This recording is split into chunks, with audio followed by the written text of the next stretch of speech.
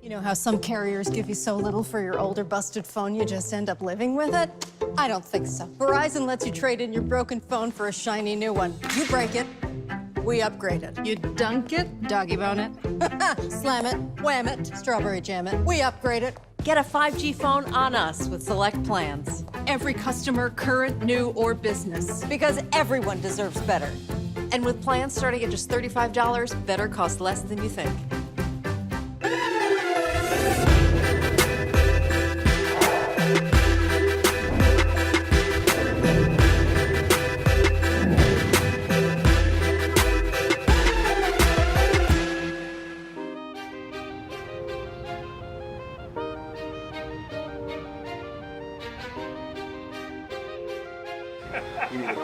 Johnny Gill, take one.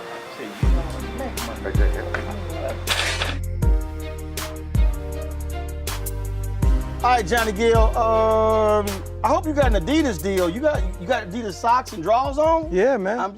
I'm matching everything. I match up. Yeah, because you coordinated. Coordinate. If John Witherspoon was here, he would. Come on, you know how I do it. Come on.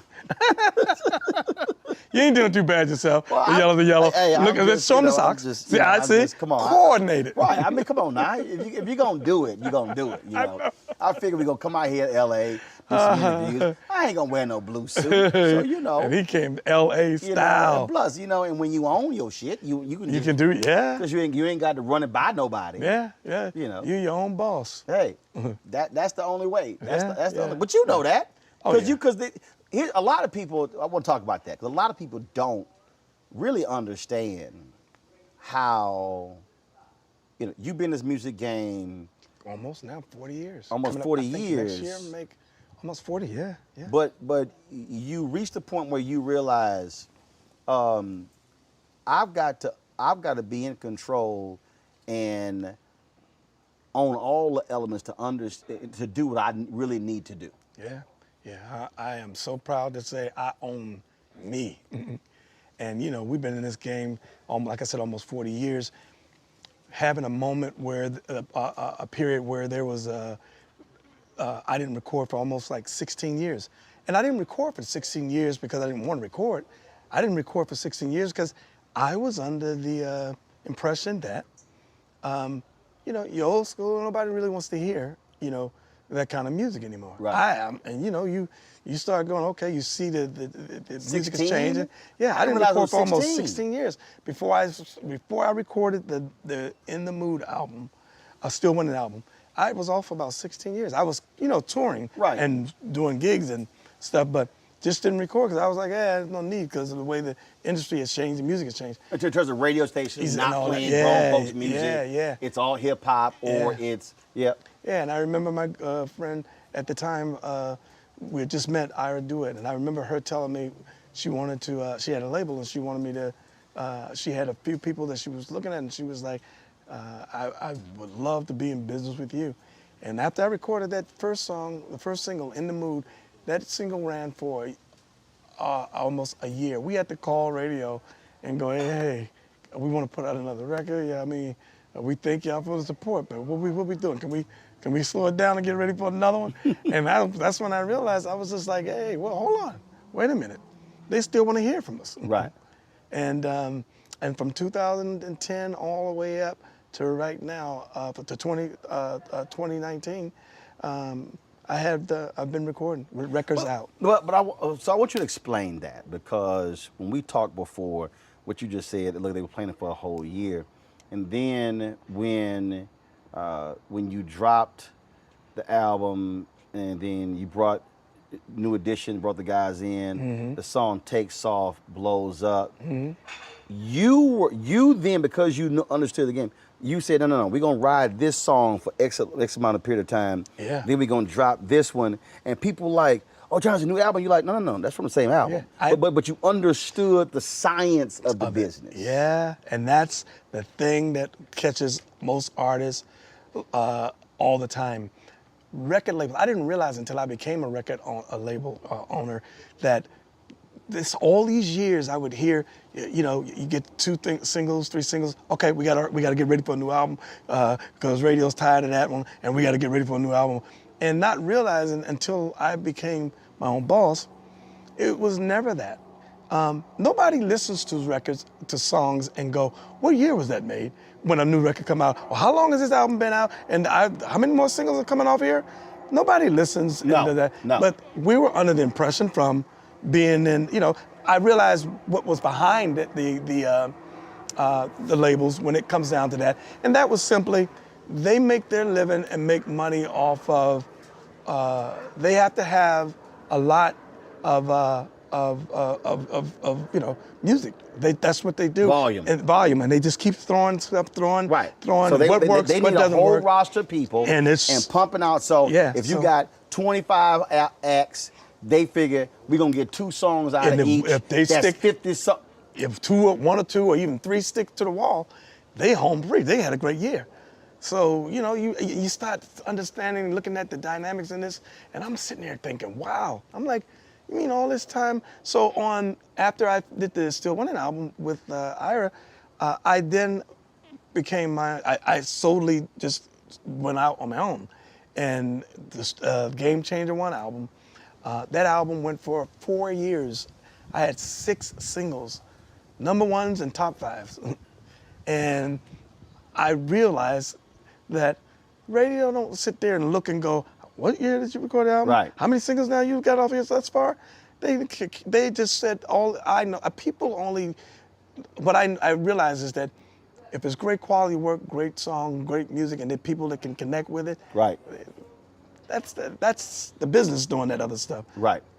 Fans, people that love music and you making great quality music, they could care less when it came, how long it's been out, none of that stuff. It's just that as soon as they hear it, I call them the jury. Once you get it to the jury, it is up for them to make the decision. And you've had to deal with significant economic hardships in the business. Yeah. You had to deal with losing everything. Yeah. And so how did that impact when you were in control of it, where you now saw what all the expenses look like? We were talking beforehand again about, in terms of, so for me, I know exactly how much that light stand costs. Yeah. And that light, and that C300, and that 405, and that cine slider, and that slider, and that camera up there, and that switcher. So I know how to use it. Yeah. I know how to I can do those jobs. I can sit here. But it's also from a business standpoint, knowing, no, I can't afford that Canon C300 right now. Yeah. But we know how we can shoot with that XL405 4K camera. And get the job done. So for you, talk about what that has been like.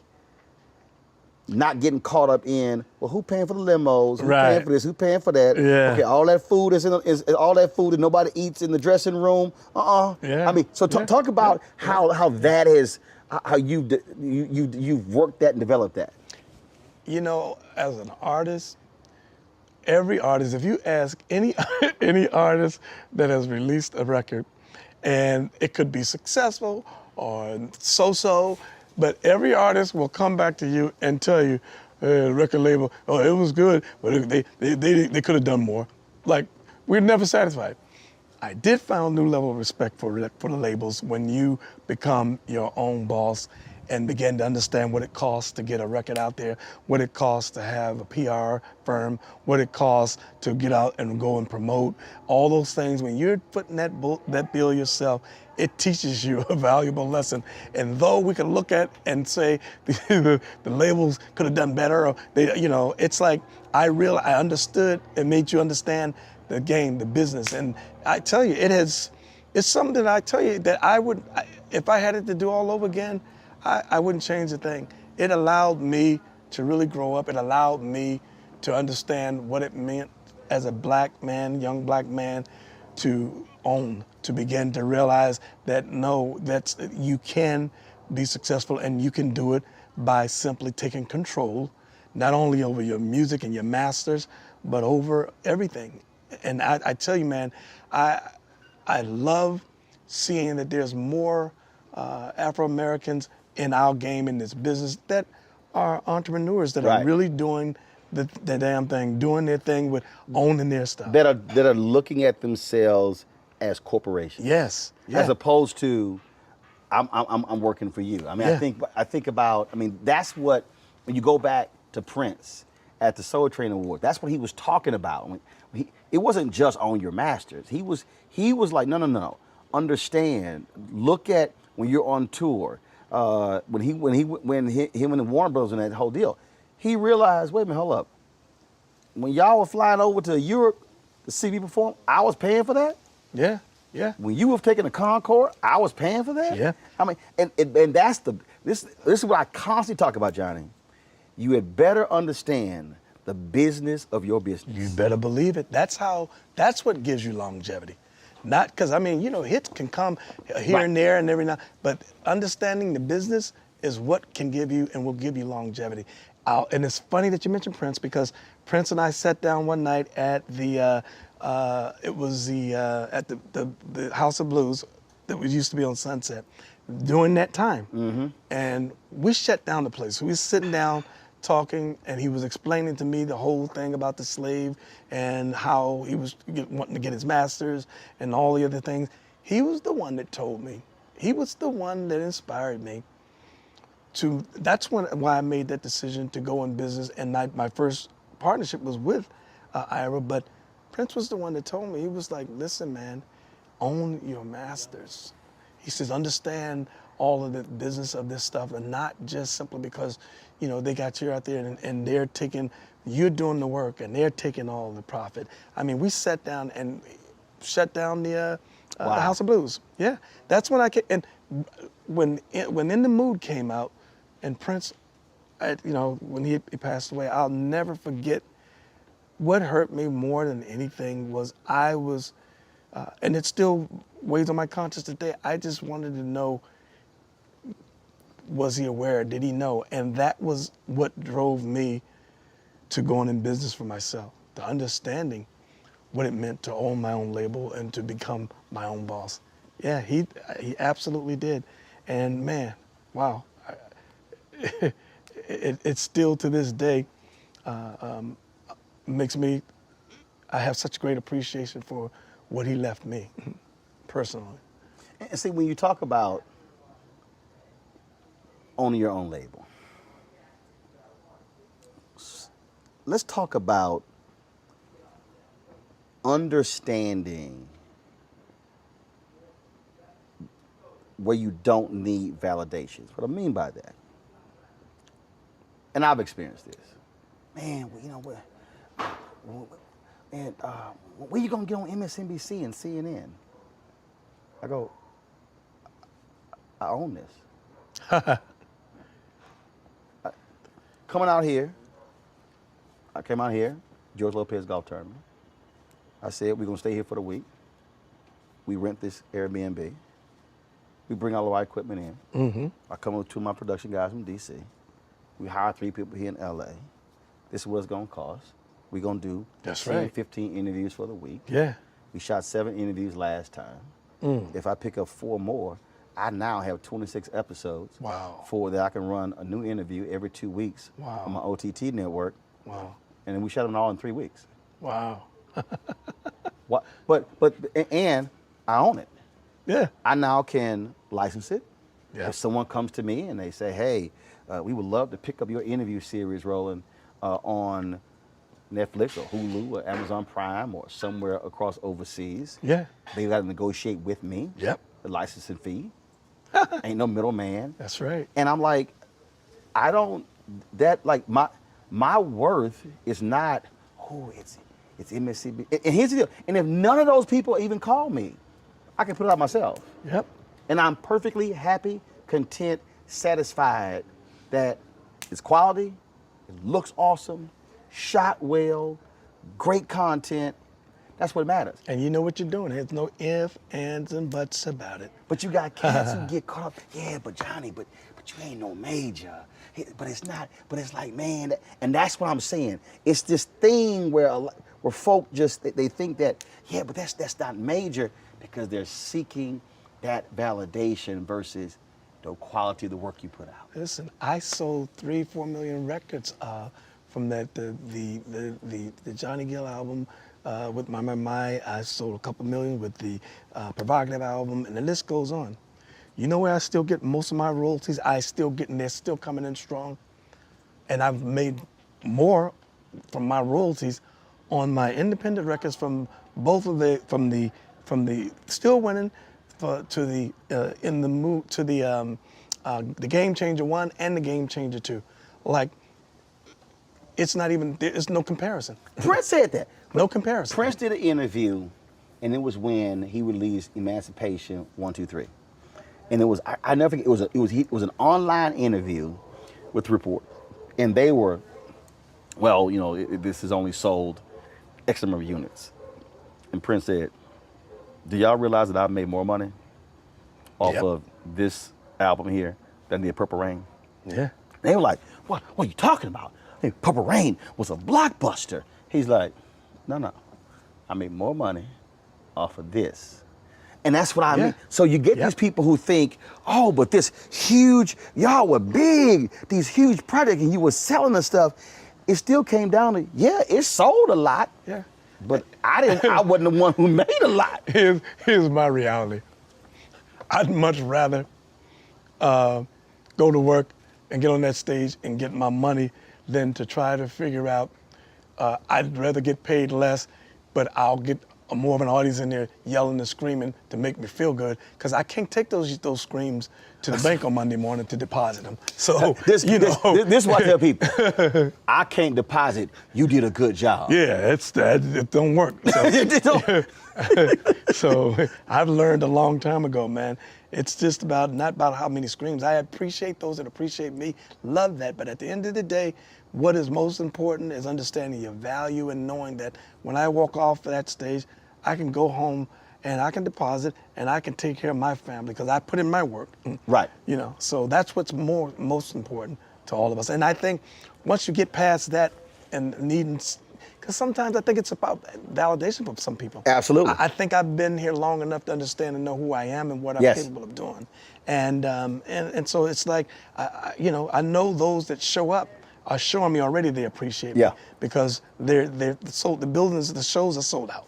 So that tells me all I need to know. There you go. So, it's about taking care of business, man. And at the end of the day, like I said, you could be walking around the street and could be the most well-known person on the planet, but be broke as hell. And broke as hell. And I've seen quite a few and know quite a few that you'd sit there and you'd be thinking, well, wait a minute.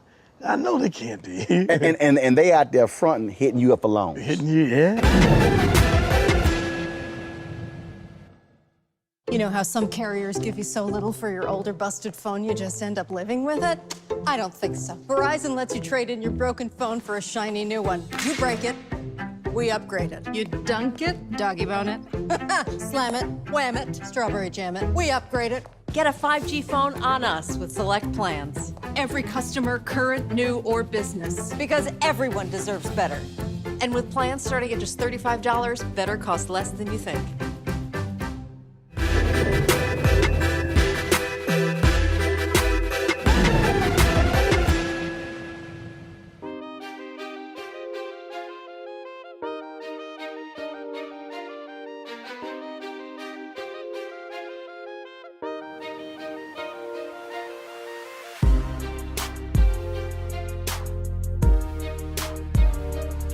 I've had I can't pinpoint where it comes from. I certainly think it's upbringing, but neither one of my parents went to college. Ain't like we had money. My parents combined never made more than $50,000. Wow. But my whole, even when I think back to when I went to communications high school and when I was at Texas A&M, even when I got out, I never had this idea that I needed to go work at the Washington Post or the New York Times to feel like I made it. Early in my career, I'm thinking back. I remember people were saying to me in college, "Roland, man, you need to go work for the New York Times." And I said, I don't work for the New York Times. I said, I can do quality work wherever I go to work.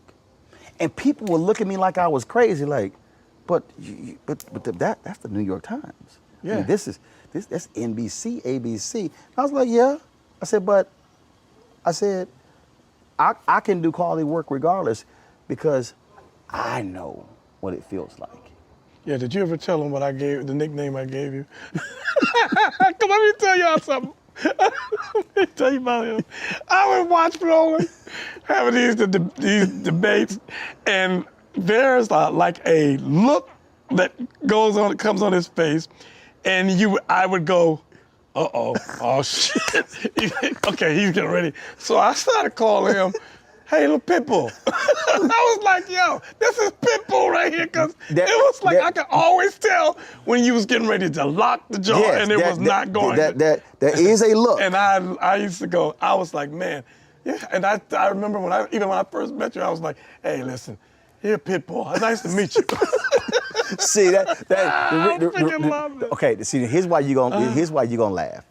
Because when I was at the Fort Worth Star Telegram, it was a brother who brought me in, Ken Bunting. God rest his soul.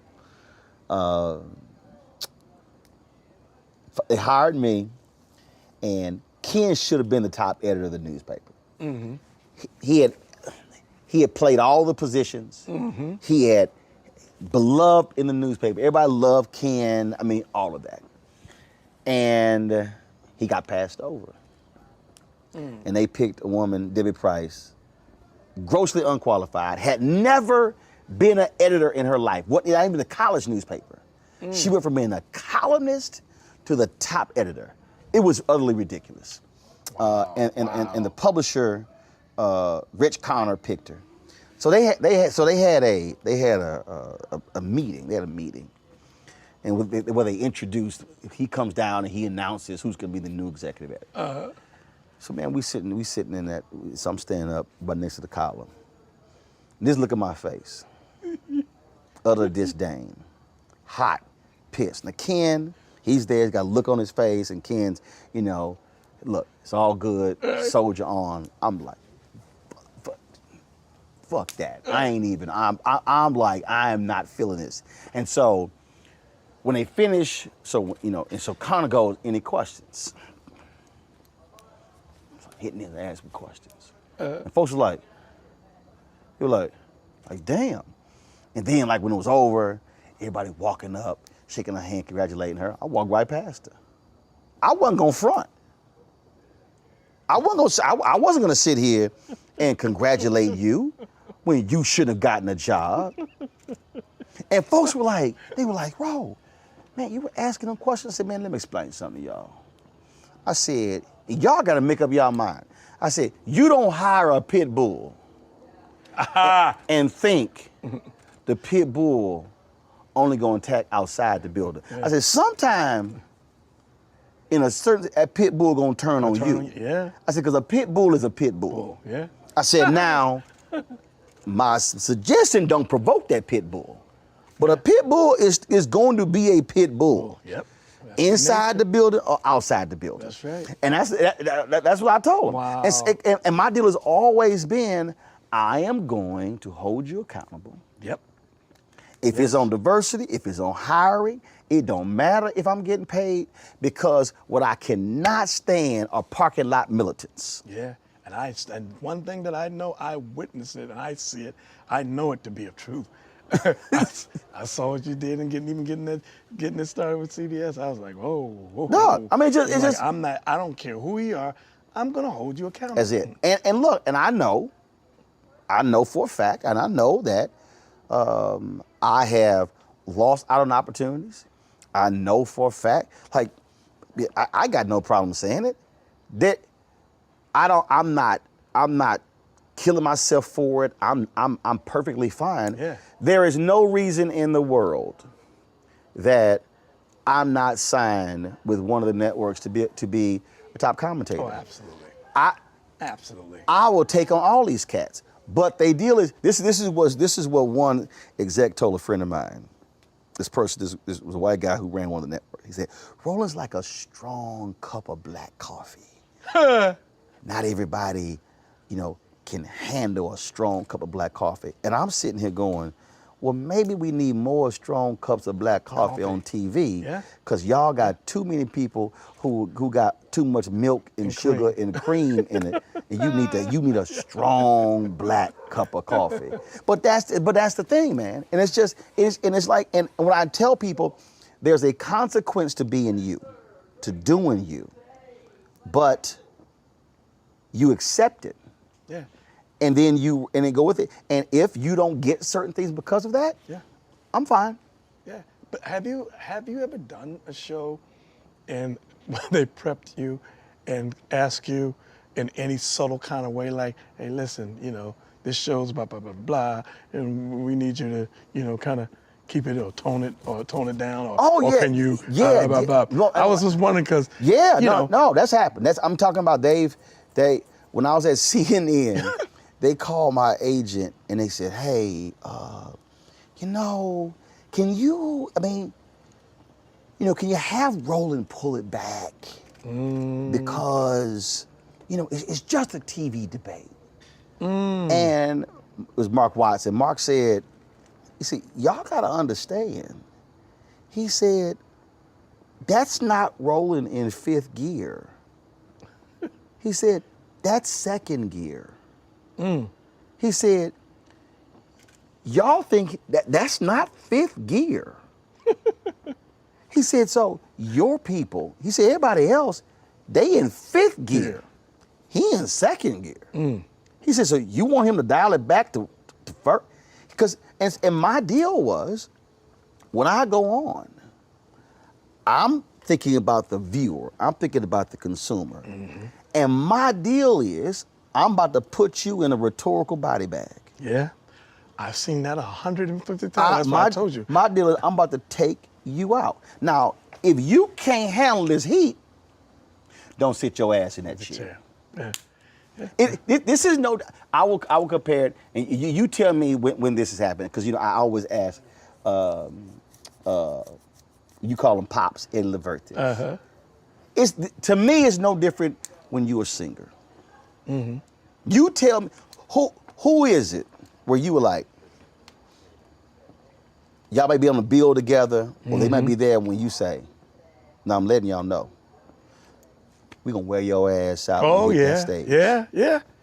So y'all gonna have to bring some extra, because when we walk off that stage, that's literally how I operate. I operate. It's literally the exact same way as an athlete or as a singer. When we walk out there and that red light come on, you already know it's game time. It's game time. And I'm about to bring. I'm about to bring a can. Hashtag Team Whip That Ass is about to show up. And to me, this is just me. You should say, I accept the challenge. To me, that's how this is singing. When somebody says, come on, Johnny, bring it. we about to put it on you. You're like, okay. I'm like, bring it on, let's go. Show me what you got. Let's go. You know how some carriers give you so little for your older busted phone you just end up living with it? I don't think so. Verizon lets you trade in your broken phone for a shiny new one. You break it, we upgrade it. You dunk it, doggy bone it. Slam it, wham it, strawberry jam it. We upgrade it. Get a 5G phone on us with select plans. Every customer, current, new, or business. Because everyone deserves better. And with plans starting at just $35, better costs less than you think.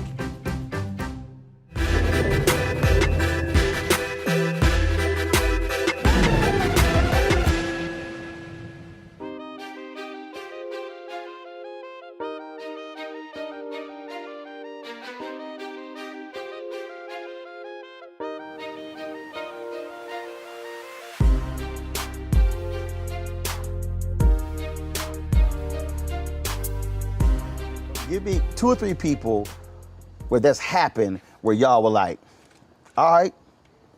Oh man, we done been in so many, but I don't think it was ever a secret about myself and my personal feelings about Brian McKnight. I remember we had some issues one time. I don't remember. Go tell. Yeah, it was it was us and Brian going. We was on tour, so Brian wanted to be the headliner. Now your headliner with New Edition. So we're like, okay, you want to be a headliner? Not a problem. Since you think you big and that big and bad, okay? Yeah. And I'll never forget one night we, two of the guys, the driver got lost. I think it was Westbury we were playing. And I'll never forget, they asked him if he didn't mind going on first, and we would close out. And they came back and he said, no. So that we were saying, I said, well, how do we give these people that have paid all this money their money's worth to see both acts that they came to see? Right. And I said, I think that was just really selfish and egotistical, because I was, couldn't have, it wouldn't even blink if you had asked me that and they was telling me, this is what the situation was. But on top of it all, and I'm sure he would admit it, on top of it all, he would go out after us every night, and the place was completely empty. And he never once said, hey, listen, I can't keep doing this, y'all. Y'all want to switch up? He took it like a man. Listen, I'll give him his props. He took it like a man. It was rough out there. By the time he would come out, you could hear echoes. Wow. And but I just always thought, for me as an artist, my mentality is, look at the show, look at the artist that's on there, make sure you look at who's got the most catalog, that stuff. The thing about people that come to see shows, you don't become a bigger artist or a lesser artist by going, I'll go on first, I'll go on third, I'm gonna close. That is such a myth. It's a myth that is so stupid and crazy. Making a show or become organic, where it builds and it goes and it does what it's supposed to do, because everybody knows their place and does their position. That leaves people leave there going, that show was incredible. Everybody was great. But see, that's Motown. Berry Gordy and their whole deal with Motown was, when they had all those acts performed, they were like, they killed it last night. They closing tonight. Yeah. And it was kind of like, what? It was one of the books I was reading, and it was like Smokey Robinson and the Miracles. It was Marvin Gaye, Temptation. They were all, and he was like one of the groups had they had a bigger name and they were hot, and they were like, yeah, but last night's show, they destroyed it. They closing, and they would switch it up. And so if the deal was, if you want to close, you got to go to work. You got to put that work in, and you got to do it. Lionel Richie told me this story, Doc. I hollered. So when B.B. King passed away, I called a variety of people, and Lionel said they were in Washington D.C., and he said it was Earth, Wind and Fire, the Commodores, and B.B. King. And they were sitting here arguing who was gonna close, who was gonna open, and BB said, "Hey guys, listen. I found an earlier flight out of the airport back to Memphis. So why don't I just go ahead and go on first, and then y'all can figure the rest out." Lionel said, "Man, BB walked. He said he walked out there with his amp and guitar, and he said he just destroyed that joint." He said, then the argument between Earth, Wind and Fire and the Commodores was, who the hell gonna follow that? He said nobody wanted to follow that. You gotta know your place. It was like, y'all going, no, I ain't following that. And he's like, BB didn't care. BB was like, I'll go out there. And that to me, because Frankie Beverly told me, Frankie said, it don't matter to me who closed. The deal is when you, and it's, and that's, to me, that's why I think when others bring the best out in you, when they throw that gauntlet down, and you know you got to that I can kick it to a higher gear. Welcome to challenge. Bring on that challenge. And that's when, and listen, this was many years ago.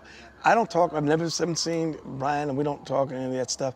But what I've learned from that and what it taught me and what I've said to many people over the years, and it's still to this day, when we would go get on shows, if you want to go, Johnny went ham. It was something that I always still felt personal about it, because I always felt like, I respect his talent and his gift, and would hope he respect my talent and gift. But I often felt like and thought that we gotta always remember that first and foremost, This is a blessing for what we do. Many people can't do this. And also it's important to understand that those that have come before you, we stand on their shoulders.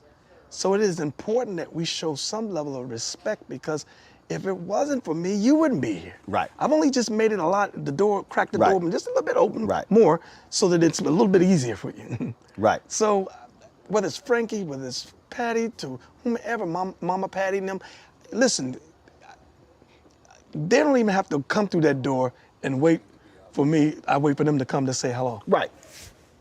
I'll meet them and beat them at the door Absolutely. to say hello. Why?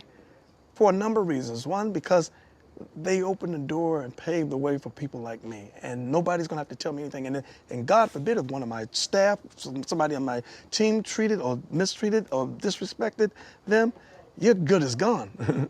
But it's just not, to your point, it's understanding who's paying is the customer. And at the end of the day, it's the greatest show. Yes. Who puts on the greatest show? Yeah. It doesn't even matter. But bottom line, Ed, I gave a speech. I forgot where I was. I think it was in Virginia. And this woman came up to me and she says, "Hey, I'm singing the song after you finish." I said, "No, you don't want to do that." Aha. I said, you might want to go ahead and sing your song before I speak." She says, "No, fine." I said, "No. I'm trying to tell you, you do not want to sing your song after I get done." Yeah. She's like, "No, Mr. Martin, they got the plan." I said, "Sister, I'm just trying to tell you right now. If you sing that song after I get done, ain't nobody gonna be here to hear you sing." I said, because when I get to that podium It's a wrap. and when I finish this speech, It's a wrap. I said, I'm gonna have these folk on their feet. They gonna be hyped, and I said they gonna book right out of here. I said, I'm telling you, Yeah.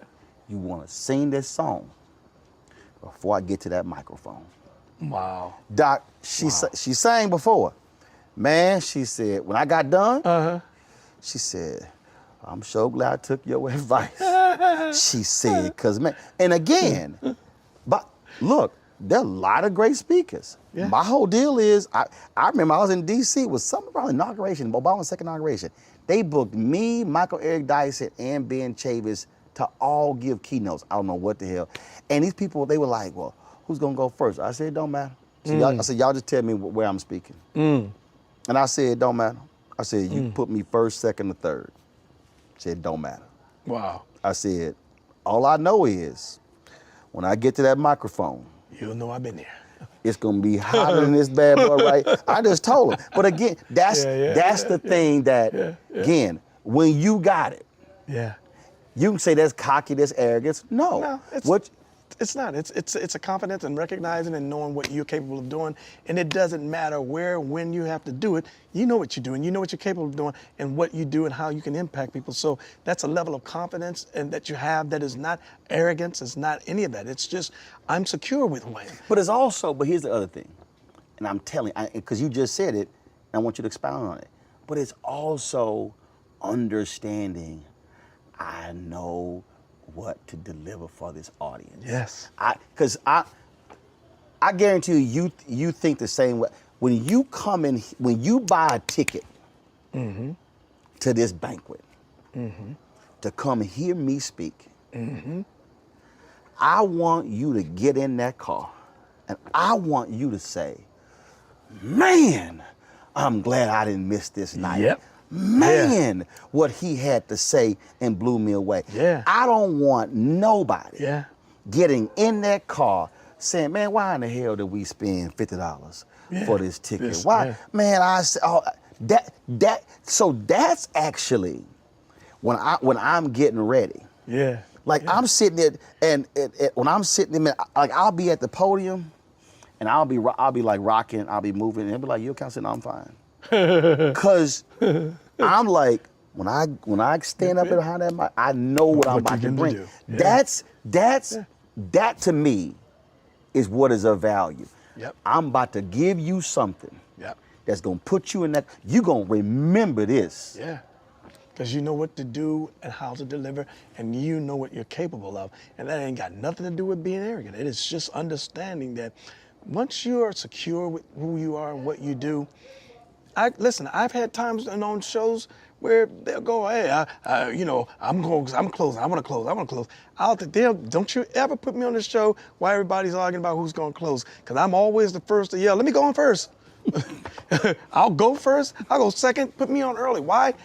They're still happy. They're new. They're there. They got energy. They're coming. And listen, at the end of the day, if the show, like I say, grows and it's organic, what you do, it's just as impactful as Yes, it is. as the person that's closing. Yes, it is. It's all added on to what causes this to become that night that they go, it's magical, and everybody, boy, yeah, blah, blah, blah, did this, and he was good, and blah, blah, blah, blah. Not to take somebody and go, if you want to just because it's about the ego, to look at you and you can go, okay, my catalog don't fit with Frankie's, and I want to close after Frankie. Then it's like, Frankie doesn't come, smash the house.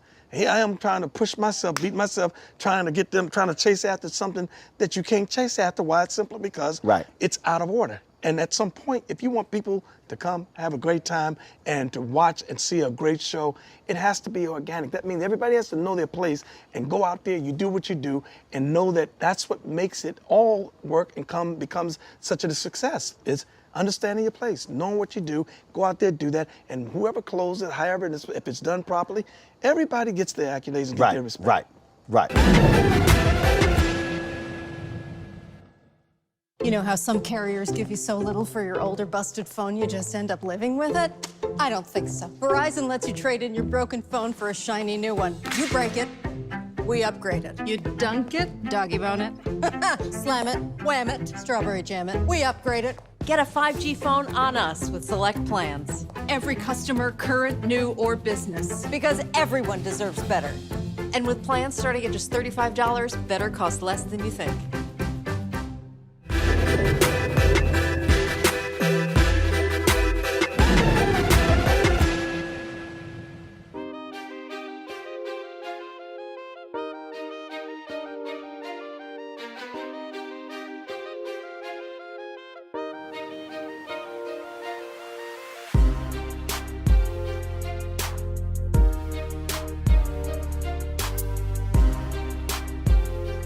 If that was I'm not going to use this, versus, but who would you love, living or now an ancestor?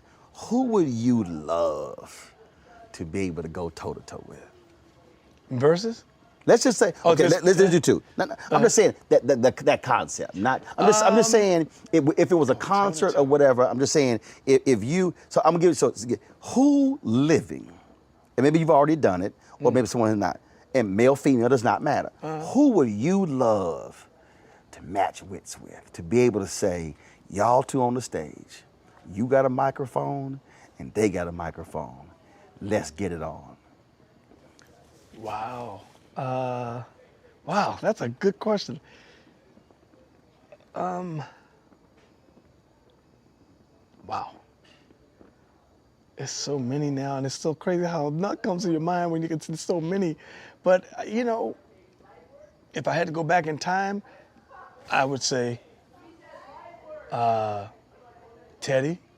Teddy P. Teddy P, because, you know, such an inspiration to me. It wouldn't be besides nothing but to say that someone I idolize, someone that inspired me. It's like to be able to go, man, I wish I could have just stood on that stage with him, you know, doing what I do. Right. I've had the weirdest, one of the strangest stories I think I've ever had was I played Philadelphia, the end around. They called me, said, Teddy's coming. He was in a wheelchair at the time. He was coming to the show. In the show, I did a medley from Let's Get It On, Is It Still Good to You, TKO, and Turn Off the Lights. And I'll never forget, and you know, and in that segment of doing that in that show, you know, your audience lose their minds because why? Those are classics that they are familiar with. And I was looking so forward to meeting them, man, because I was like, Teddy's coming to the show.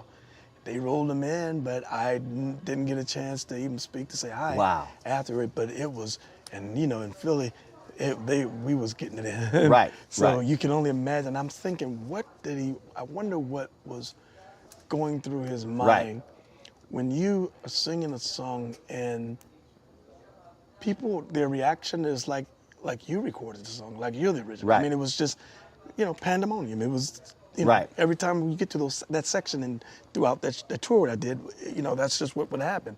So I said, I wonder what was going through his mind in watching or seeing that moment of those that have always said, oh, the closest to Teddy has been this kid that's Johnny Gill. It's Right. like, you know, and I was so looking forward to that, to meeting them and seeing them, but never. Wow. Yeah, but they come and left. I was So, just like, so who today, who would you love, again, and just for the enjoyment of the fans, but somebody who, like when I asked Wayne Brady this, for him he said, Jamie Foxx. He would love to go toe-to-toe with Jamie. yeah. I would probably say my uncle, Uncle Charlie. See, I knew. I had a because it's funny when we were talking about closing. We were talking about close. First, I said, if it's one cat, I would not want to have to follow. Yeah. Uncle It's just Charlie Wilson. Yeah, Uncle and Frankie Beverly. Those two, and even Sweat. Sweat's catalog is insane. But you know that's so close to home that sometimes when I go on. Charlie makes sense. Here's why. I think y'all's energy. I mean, when I think about Keith and I think about Frankie, Yeah. those are different styles. Yeah. I think y'all's energy is very similar. And Yeah. Uncle Charlie says, I'm old school and new school. Yeah, yeah. Well, the rally is, Yeah. so are you. Yeah. So the thing is, Yeah. he pull out his old hits. Yeah. You pull out your old hits. Yeah. He's got a group. pull out some new hits. I come from a group. He You come pull out some new hits. Yeah. But the thing is, Yeah. y'all energy in terms of, ain't nobody ever said y'all too laid back. Yeah. Yeah. Yeah. Yeah. I don't think you've ever went on stage and came out and the suit was dry. Right. No. Never. Never. As a matter of fact, and if that ever happened, I'd volunteer to give everybody back their money. That's like me. That's how I've always measured when I was in college. And people like, man, how was the party? My outfit dry. Let me tell you, the party animal himself, the original. Let me tell y'all. Hey, man. Every party event that we've ever been, you want to know who gets the party started and who will not leave the floor and will until the lights come on. Hey, dog. And you'll go, aren't you tired yet? Nah. He's like the Energizer Bunny. I don't drink. That will I don't just smoke, go. I don't do no and where You'll be drugs. like, what the heck are you on? Hey, dog. Hey, man. And he goes. And ain't repeating the same moves. So it's like, yo, what the heck? Hey, Doc, look, I believe in we gonna have a good time. Yes. We gonna sit here and get this thing. And I'm telling you, I told somebody this here. I said, if you want to understand partying, I said, you know, when you packing your bags, you got those weight limits, the suitcases. I said, I went to Essence one year. And I think I went to Essence and my suitcase was like 69 pounds. It was one under that 70-pound limit. When I went back home, why was my suitcase 74? I had nothing new.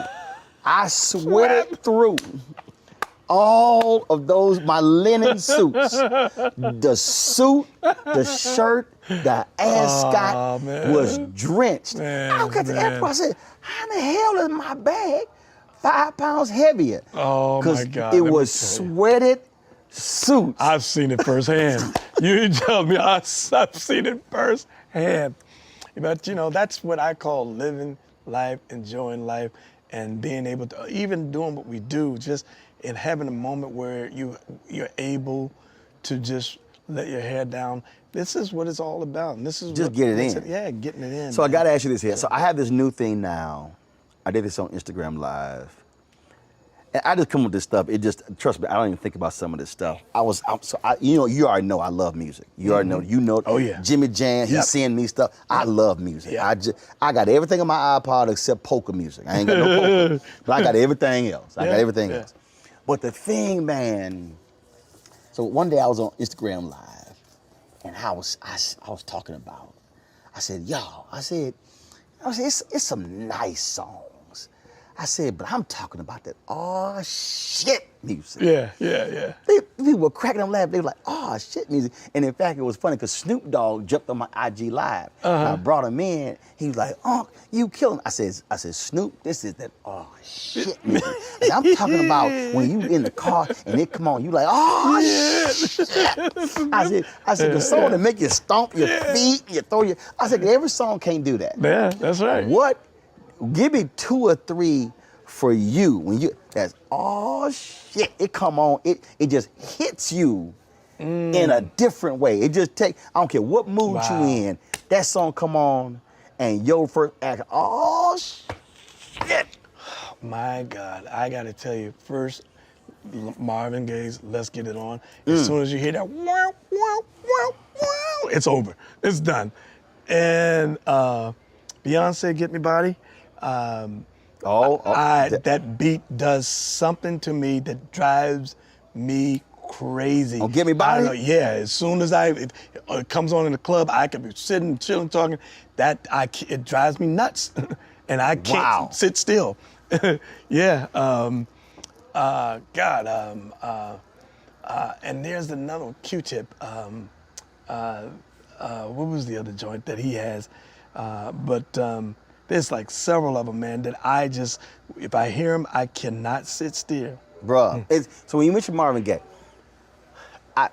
Raheem DeVaughn performed with Fred Yonnet at the opening of the Howard Theater. Bill Duke handled the musical arrangement.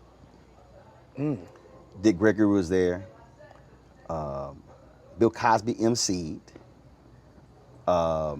And Joe Sample was also performed. Oh my goodness. Bruh. So Raheem and Fred come out, and Raheem sings a version of "Let's Get It On" that I had never heard how it was arranged. I was like, that's not. So then I later discovered that Marvin did that version, and it was late. It was a demo, and then it was "Let's Get It On" Part 1, and then "Let's Keep Getting It On." Dude, when I say I'm not lying, because this is how I am with music. I was in Houston a Thursday through a Sunday, and that was the only song I listened to. Wow. No, I don't think you understand. Wow. I'm talking about, I listened to this song 35 times in a row. I was in the parking lot of a Walmart. And was just in the car, just couldn't. It was just Isn't that hitting. the freaking best feeling? Dude, and I went live, and it was like, damn, you getting in. I was like, on repeat. Wow. I'm talking about, I went through this period for 3 months. 2 years ago. I was only listening to Frankie Beverly and Maze live in LA. Wow. 3 months. Yeah. I didn't listen to no. Man. It's just, Man. and the crazy thing is, my daddy would do that crap. When Sexual Healing, when he came out, he played that album, he played that record so many damn times in a row.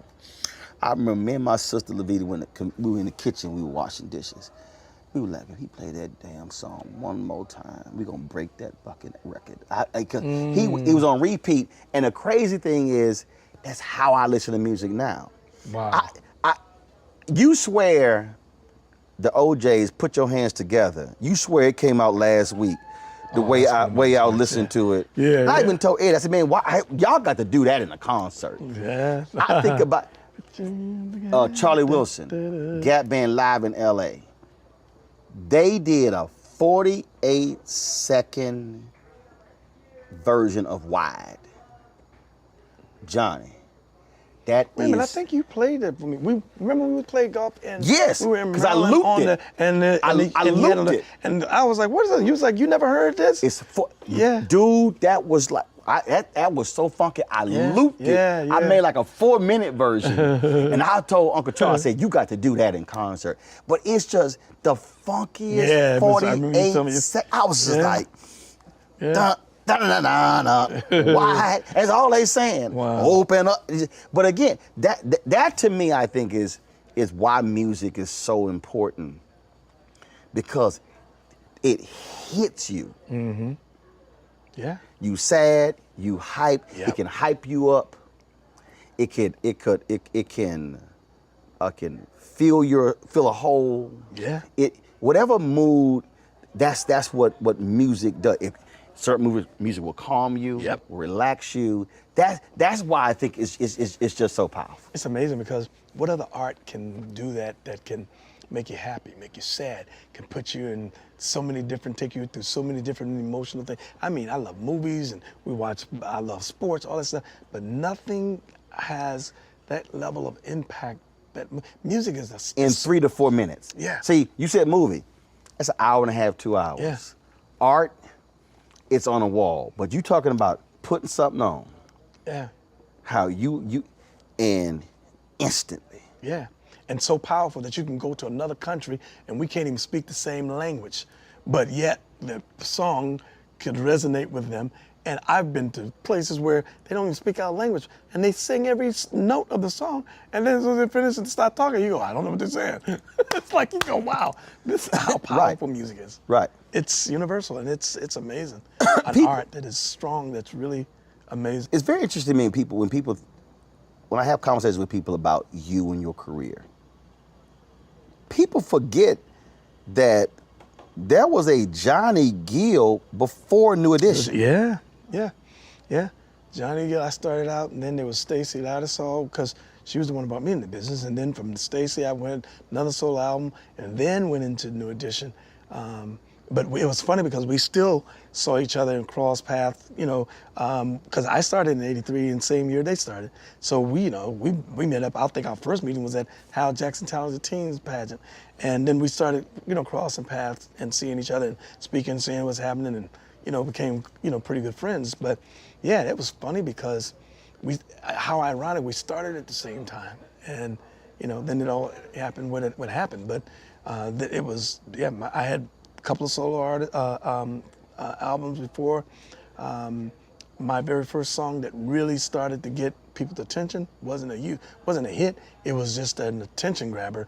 Was Half Crazy, and that was written by Linda Creed, who wrote a lot of what she wrote with Tom Bell and she wrote that was her very last song she actually wrote before she passed away of cancer. But it's like and it's what I always tried to be conscious of and made a conscious effort was to not get locked into being just this one-dimensional artist.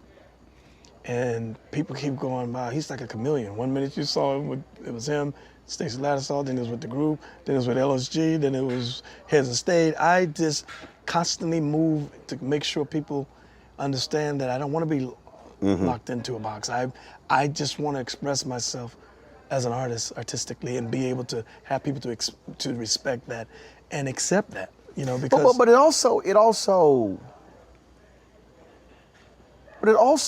didn't also change the dynamic in that, unlike the other members of New Edition, who were a group and then who tried to do their own thing, you had already done your own thing. Right.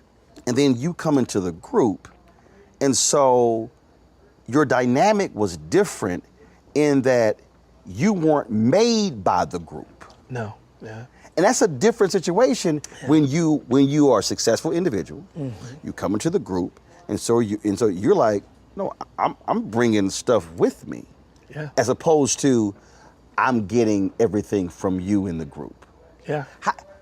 Talk about how that dynamic was there, because that's a different interaction than what is traditional in groups. It's very rare in a group where somebody who's already successful joins the group.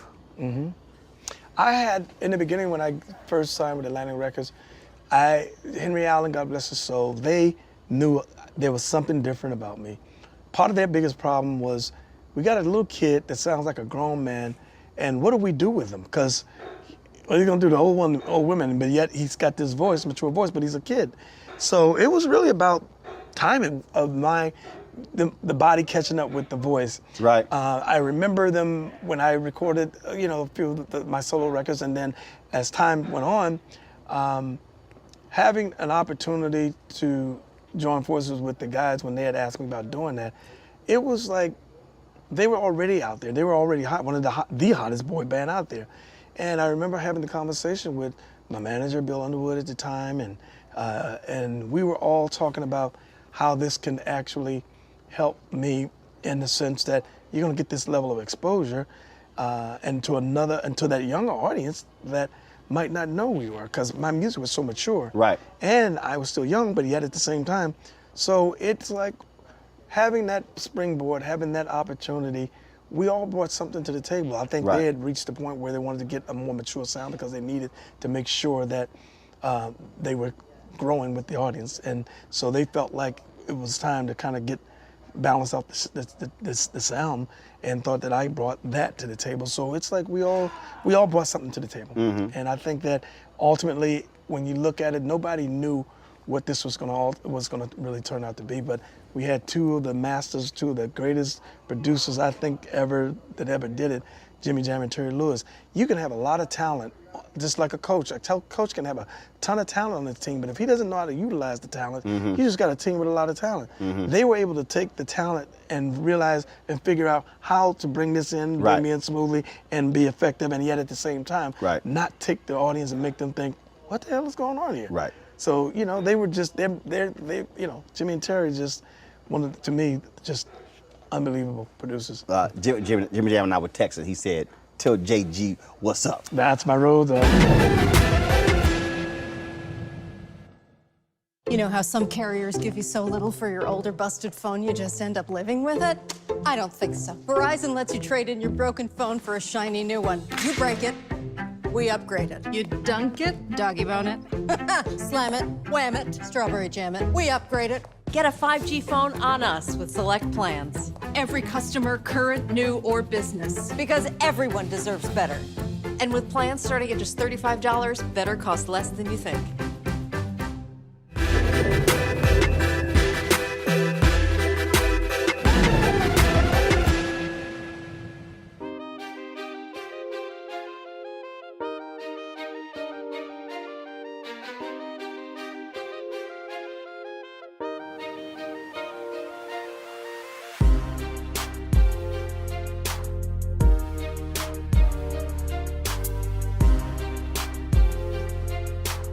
Like families, other groups, you have drama. And back and forth, Bobby in, Bobby out, BBD, all people, y'all come together. I remember when y'all went on tour, Michael Bivins hit me up and wanted me to record a video that y'all used in concert. And I said, New Edition is our generation, the Temptations. Yep, I remember that. And the reality is, look, I was texting Otis Williams. They still perform. Yeah. Otis yeah. the last surviving Temptation. Yep. Y'all have gone through a whole lot. All the drama over you grabbing the name, but you were like, yo, it was, if I didn't grab the name, somebody could have else grabbed it, and we would have been paying them. Yep. Where are y'all now? Are y'all reconcile? Are y'all saying let's get back together? Let's Oh yeah. Where are y'all now? You said it best. And we're actually true. This is a true brotherhood here. And then brotherhood, and then families with siblings. You have your internal issues. We ain't never ran over it, shied away from that. But at the end of the day, we are a true brotherhood. And at the end of the day, here we have our time and our space that we need from each other. Right. And then we always figure out to come back and come in full circle. And where we are now, as we've all realized, even after Kobe passed away, that it's time for us to figure out and understand that life don't discriminate. Right. I made that first call to make sure everybody understand this could have been a call for any one of us. Life don't discriminate. Right. And that we have to understand that we, at this stage of our lives, as old as we are, there's more years behind us than there are in front of us. And how many more opportunities are we going to get to be able to do what we're doing to take care of our families? I'm like, you know, we've been blessed. Some strange way, for some reason, God continues to keep setting and having, giving us all these great opportunities. And at some point, I was saying, that window at some point is going to close. That's right. So it was about us sitting down, talking about the things that we needed to talk about and the issues that we had, and we were able, and we do that and have done that, and that's been for a number of years. We would have issues, and then we figure it out, come back. That's the unique thing about us, and the difference between us and other groups that they don't get and understand. Right. There's a real true brotherhood here that we have, and we have our knockdown, drag out fights, from whether it was physical, whether it's just yelling and arguing. But at the end of the day, when you see us come on the stage, it's like a nuclear explosion. It's just, that's part of, I think, our dynamics of what makes this group what it is. But at the end of the day, you know, we're siblings. We talk, we check on each other, we deal with each other, wanting to make sure that families, everybody's good. And so we go through our peaks and valleys, but at the end of the day here, and there's always something to work on, something to deal with, something to get over, a hurdle, a challenge that we have to deal with.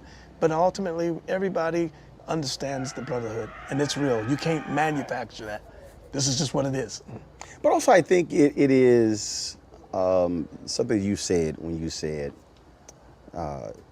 look, there's no guarantee that the window will remain open. Yeah. All of you, it might be aches and bruises, might pull butt muscles playing softball games at Jeffrey Osborne. It was my quad. Oh, it was your quad? Yeah, okay. yeah. Quad. Shut up. It's amazing. My hamstrings, I think it was. Yeah, this is the quad. Oh yeah, it was the hamstring. But all of this was... well, it was all of that. It was the quad and the hamstring. Right. It was everything. You pull a whole leg. Oh, man. But I was cool about it when I heard it go, psh. I was cool. I was like, uh-oh, something ain't right. And then I went walking back real slow, like, oh, damn. Just trying to be cool and stuff. Man, I sat down and went, shit, what the hell is this? Went back to that hotel. He was howling in pain. Oh, my God. Jeffrey, get somebody over here. Shoot. But that was fun. But y'all still physically able. And the thing is, look, you do it when you can. Yeah. And to your point, you don't know. Yeah. And so that there's nothing worse if one of you can't. Yeah. And now it's not the same. It's not the same dynamic. Yeah. And so it's God like, yo, us, man, put that stuff behind and, man, do it. Like, that's what I love. When I see Eddie, Walter, and Eric, look, Walter got MS. Hey, but it's time to hit that stage. He gets it in. I mean, because you don't know. Yeah, you don't play. And I'm, you know, we're working, getting ready to just flushing out the rest of the agreement, and yeah, we're getting ready to hit the road, all 6 of us. So that's in the works, and then the Vegas residency, we're getting ready to. We're flushing that out too as well to get all that stuff done, and go and get this done and have fun with it and understand that we are who we are, and it's nothing going to change. What we've made, the impact that we've made, and the contribution that we made to this industry, it is what it is, and you know, it's time to just go have fun. Ride this till the wheels fall off, but enjoy it. Right. We're not kids anymore. Right. We're grown men. Right. And got kids to take care of now. Precisely. Yeah. So it's been a blessing. And the kids got kids. Yeah. Yeah. That's right. Got That's that. Right. You believe it. Is there something that? A couple more questions. Is there something that you have not done musically that you've really been wanting to do? Yeah. What is it? 2, gospel album and a Christmas album. People keep hearing that Really? one song and think about it. For almost 40 years, I've never recorded a Christmas album. They only hear that one song, Give Love on Christmas Day. And I keep saying every year, I'm gonna do a Christmas album, and never got around to do it. Now, when you say do a Christmas album, are you talking about, because here's the thing with Christmas albums, which are very difficult. There are a lot of folks who say, I only want to hear, you know, the standard traditional songs. Kim put out a Christmas album. What I love about it is there were no traditional songs, but I really love it because it's unique. Original, yeah. And so, do you want to do a cover of traditional songs, or do you want to just do original material that's a Christmas album? Mix, cover, and some originals. Favorite Christmas song you want to be on an album that you want to sing on it? This Christmas, Donny Hathaway. I've been more inspired by Fast or slow? Because the Temptations verse, remember, starts off slow, then picks up. the slow. Okay, all right. I love the energy of where it's kind of in the mid tempo, where Right. just when you can hear these bells and you Yeah. get the whole and these chord changes, it's like magical to me. But at the end of the day, it's like that and Mariah's "All I Want for Christmas." That's an original, and Right. you know how tough it is to in this day and time to really create a huge Christmas song Right. original. Most people only That like becomes a covers. classic. Yeah, it becomes a classic. Right. That's Yeah, that's huge. hard. That's hard. Yeah, yeah. Gospel, okay. And that's Gospel. my game. That's my dream that I want to do. Gospel album, same thing. Would it be original, or is there a gospel song that you absolutely got to do on it? I would mix that with some traditional and originals. So who? Okay, so if you did it, who do you want to partner with on that? Kurt, John P. So when you gonna do it? I keep threatening to do it, and I'm like, I do want to do it. I absolutely want to do it. I have some. Anthony, bring my two phones over here. Yeah. I So do have wanna you do it. Have you talked to him? Have you talked to him about it?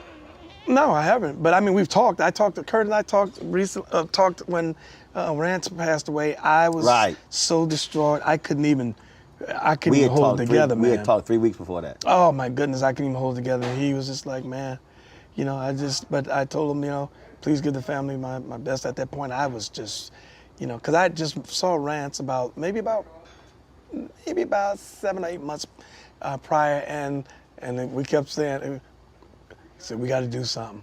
We got to do something. He was coming into DC getting ready to work with someone.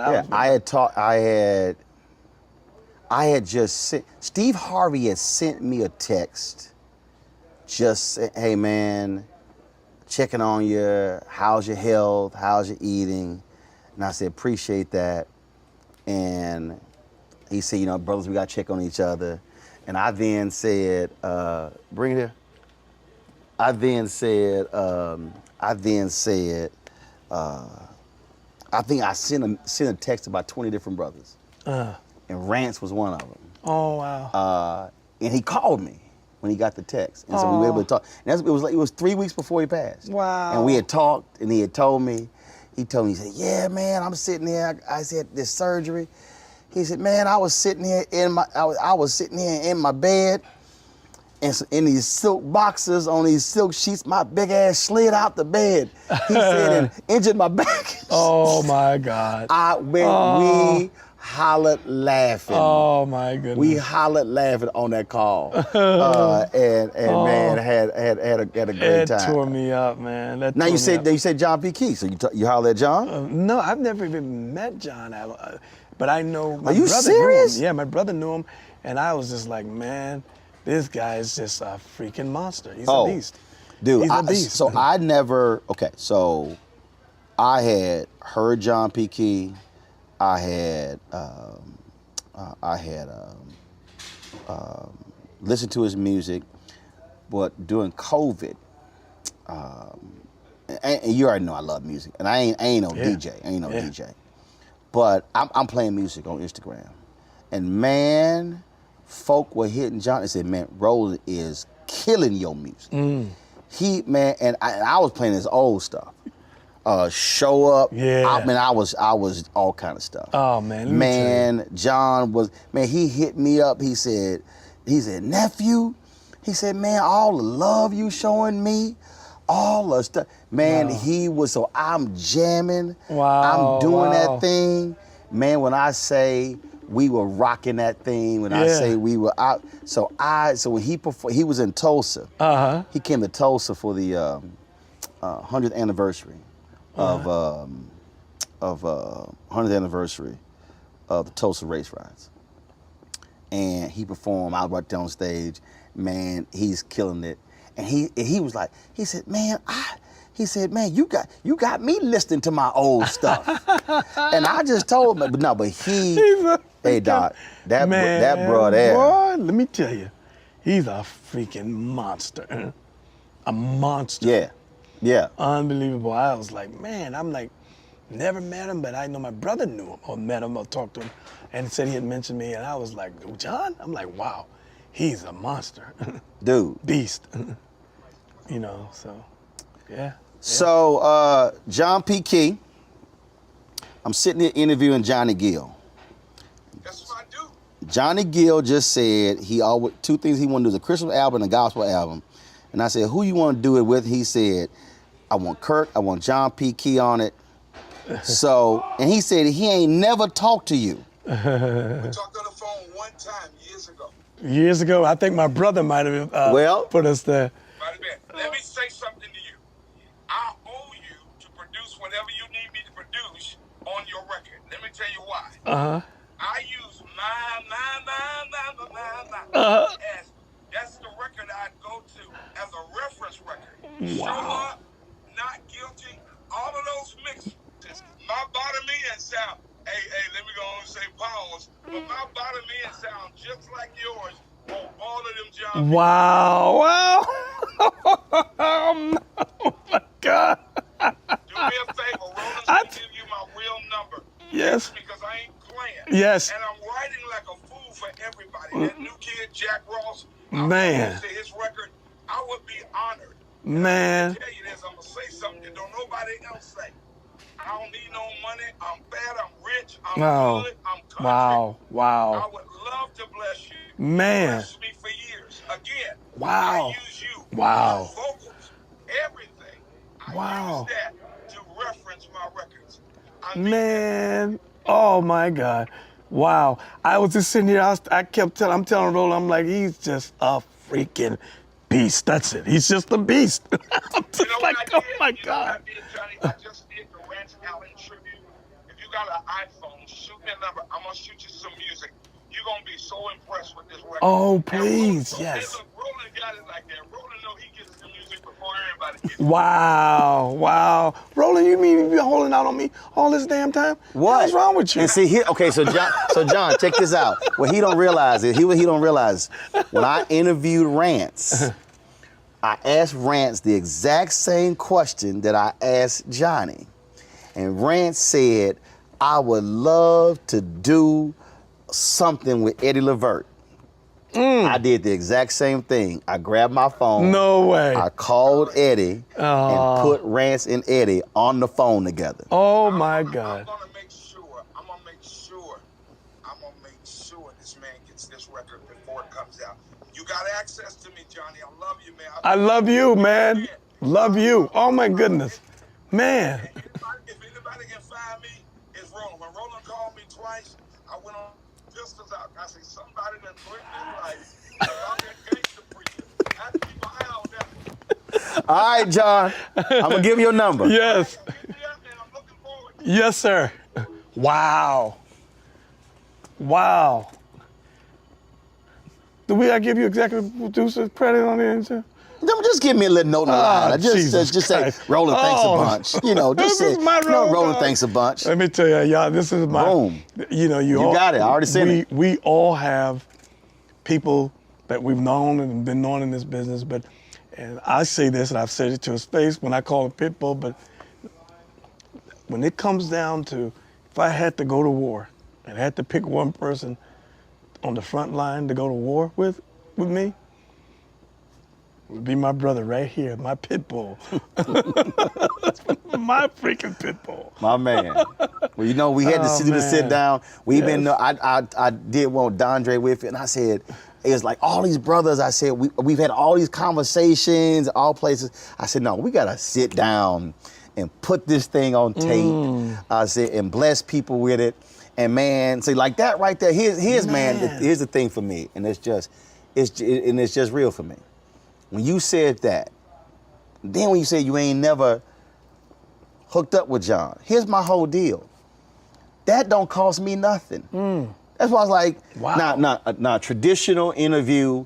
No, you don't say in the middle of the interview, hey, go get my phone. Yeah, right. You know, right. they wouldn't like cut the cameras, go. No, my whole deal is, we here, you said it, click. Boom. And I knew he didn't answer the first time. I was like, I'm about to hit him a second time. He gonna answer his phone the second time. Wow. He gonna answer the second time. Oh my goodness. And for him to sit here and say, my, Wow. he's used that. It's unbelievable. What happens is every now and then you forget how much you've impacted other people's lives Right. because we do so much and do this so much, you know, but every now and then we forget, you know, how much what we do and will impact other people's lives. Because you never know who's listening. Yeah, yeah. To think that John P. Key is doing gospel. Yeah, and that's he's crazy. using my That's crazy. as a part of that. That's crazy. Well, man, I need to get to the restroom. This was, we done. Oh, we're done? We done, my brother. Thank you, thank you, thank you. Wow. See, now I'm looking forward to the gospel album. It's coming, and I promise you, I've got me on film. I'm going to make that call to him to pull it together to make it work, to make it happen. No ifs, ands, or buts, because And it I wasn't done by coincidence. And I'm going to send is- Kurt a text too. Yes, man, wow. My brother. Wow, wow, love you, I appreciate it, baby. Yes, yes. Appreciate it, baby. Appreciate it. Yes, yes. Appreciate it. Man, wow. It's crazy, man, how life works, right? Yes, sir.